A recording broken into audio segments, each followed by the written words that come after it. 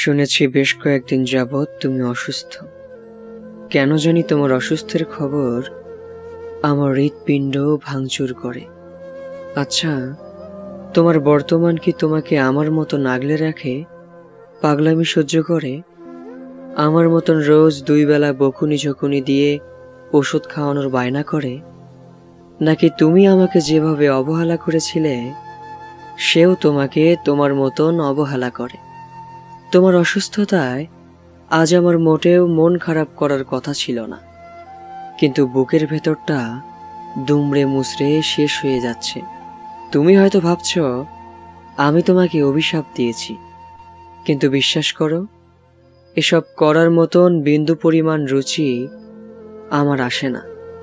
আমাকেও কিন্তু অসুস্থতা গ্রাস করেছে।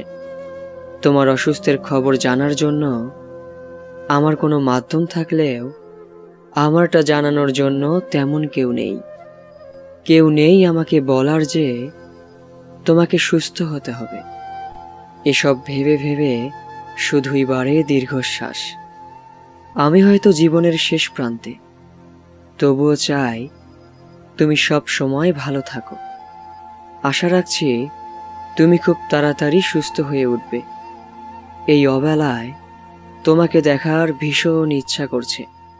তোমার অসুস্থতায় তোমার পাশে বসে হাতটি ধরার ছলে তোমাকে ছুঁয়ে দেখার ইচ্ছা মনে জেগেছে, কিন্তু বিশ্বাস করো, সেই সুযোগ আজ আর নেই।